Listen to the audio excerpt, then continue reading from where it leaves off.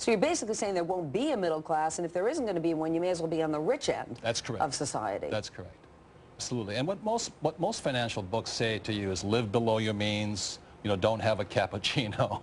If you have the opportunity, one of the lessons in the book is go back to school. Yes, but also I learned finance on the streets where he learned it at Wharton. Right. So it's still possible to learn. Is it always about being rich or doing something in this world that doesn't just bring us money, but doing something to give back or making an impact somehow, whether it's a building project or a corporation or something of that sort? Well, hopefully, but that's why we wrote this book together. We don't really need the money, but we are concerned about the economics of our country. Explain for us, Robert, how there is no middle class anymore. What do you mean by that, and what quantifies and qualifies somebody as being in the middle class? Well, there's many reasons for that, but the middle class is not getting ahead. The rich are increasing, but the tax laws are written against the middle class. So we just got together. We said we can't change the tax laws right now, but we can change people. So we'd rather teach you how we got rich so that other people can move up rather than move down. Mr. Donald Trump and Robert Kiyosaki.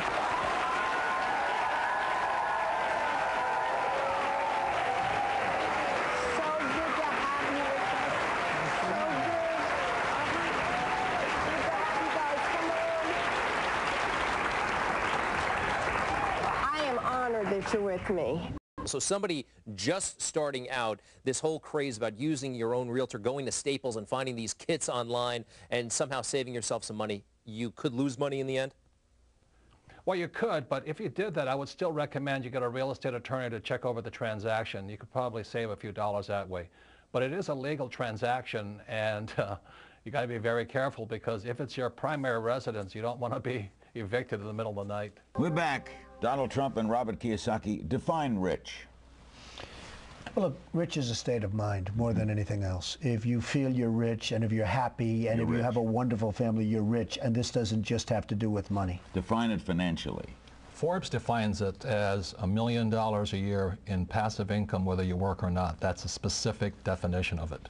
Sometimes it's daunting to say, I have a credit card with fill in the blank, $10,000 on it, and it has a 30% rate. So that's got to be the first one I tackle. When I have one with $800 on it at a 5% rate, maybe I just pay that first so I can feel that sense of achievement and progress. I agree with David. You know, interest rates are important, but the way my wife and I did it was we had like 15 line items we had to go through. We took the first one we could pay off the fastest. We hung it on our refrigerator, and when we paid that thing off, we drew a line through it. And we kept drawing lines through it. So I didn't go after the interest rate, which is good to do. I went after which one can I attack first, and I do mean attack. Robert, where is all of this going? It seems that it is high political season to sort of target the rich, make them look bad. You're saying that we should be pursuing becoming rich ourselves and not bashing those who already are. Do I have that right? That's my example. If you think the government's here to help you, I think you're badly mistaken. And I think there's no difference between a Democrat or a Republican. They both come from the same bolt of cloth. You look at John Kerry and George Bush. They went to the same school, belonged to the same societies. And they, as you and I know, it's the political action committees that determine which way the votes go. So I really feel for the poor and the middle class simply because they have no representation in Congress.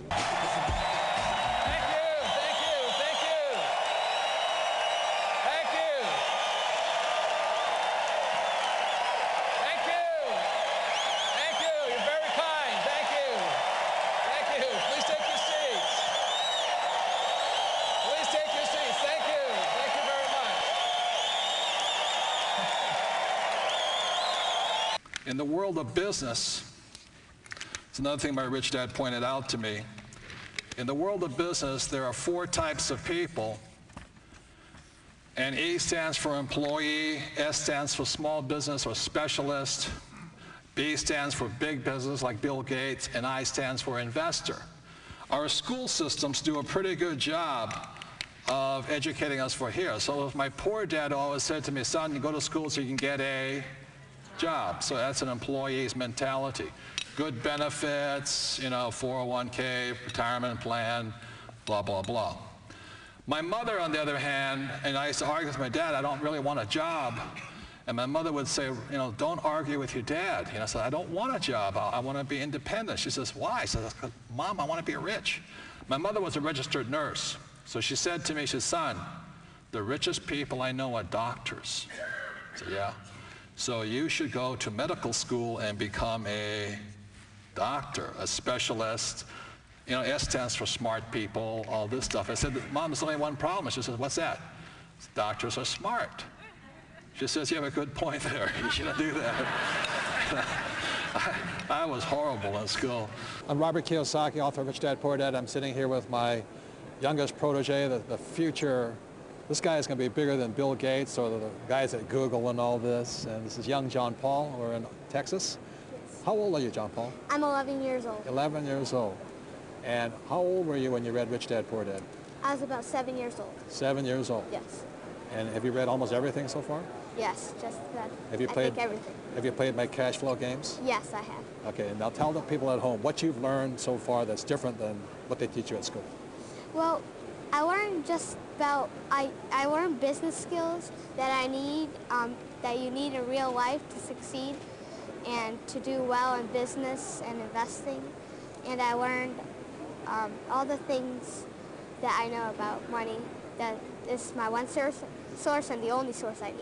Oh, no, that's not good answer, but there's other people. Yeah. Well, there's a lot of people who want to help so-called the poor.